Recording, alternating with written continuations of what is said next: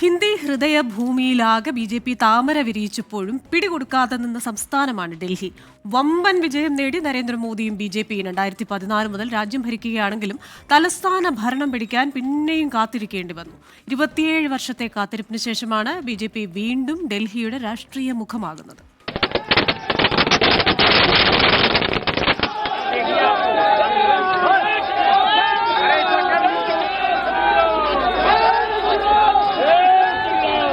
ഡൽഹിയിൽ ബി.ജെ.പിയുടെ ഈ ആഘോഷത്തിന് 27 വർഷത്തെ കാത്തിരിപ്പുണ്ട്. കേന്ദ്രഭരണത്തിൽ ബി.ജെ.പിയുടെ സുവർണകാലത്തെല്ലാം മുഖം തിരിച്ചു നിന്ന ഡൽഹിയുടെ ചരിത്രം കൂടിയാണ് ഇപ്പോൾ മാറുന്നത്.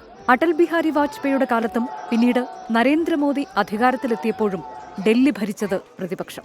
കഴിഞ്ഞ 10 വർഷമായി ലോക്സഭാ തെരഞ്ഞെടുപ്പിൽ ബി.ജെ.പിക്കും സംസ്ഥാന ഭരണത്തിൽ ആം ആദ്മി പാർട്ടിക്കും വമ്പൻ ജയം നൽകുന്ന ഡൽഹി ജനതയുടെ വിധിനിർണയ രീതി ഇക്കുറി മാറി. രാജ്യത്തിന്റെ ഭരണം നേടിയിട്ടും മൂക്കിൻ കീഴിലെ ഡൽഹി ഭരണം പിടിക്കാനാകാത്തത് ബി.ജെ.പിക്ക് നാണക്കേടായിരുന്നു.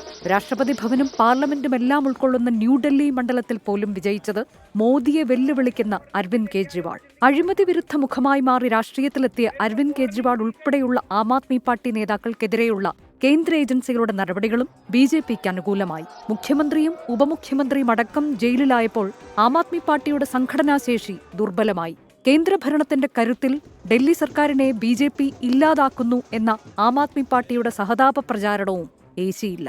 ഏറ്റവും ഒടുവിൽ കേന്ദ്ര ബജറ്റിൽ പ്രഖ്യാപിച്ച ആദായനികുതി ഇളവും ഡൽഹി ജനതയെ സ്വാധീനിച്ചു. മധ്യവർഗത്തെ ചേർത്ത് നിർത്തുമെന്ന കേന്ദ്ര സർക്കാരിന്റെ ഉറപ്പ് ഈ വിഭാഗത്തിന് ഏറെ സ്വാധീനമുള്ള ഡൽഹിയിൽ പ്രതിഫലിച്ചു. കഴിഞ്ഞ വർഷത്തെ ലോക്സഭാ തെരഞ്ഞെടുപ്പിൽ രാജ്യമാകെ തിരിച്ചടി നേരിട്ടപ്പോഴും ഡൽഹിയിലെ 7 മണ്ഡലങ്ങളും ബി.ജെ.പിക്കൊപ്പം നിന്നു. അപ്പോഴും നിയമസഭാ തെരഞ്ഞെടുപ്പിൽ ജനം കൈവിടില്ല എന്നായിരുന്നു ആം ആദ്മി പാർട്ടിയുടെ പ്രതീക്ഷ. മോദി തരംഗത്തിലും ഡൽഹിയിൽ കാലിടറിയ ബി.ജെ.പി. 2.5 പതിറ്റാണ്ടിനു ശേഷം രാജ്യതലസ്ഥാനത്ത് അധികാരത്തിലെത്തിയതിന്റെ ആവേശത്തിലാണ്.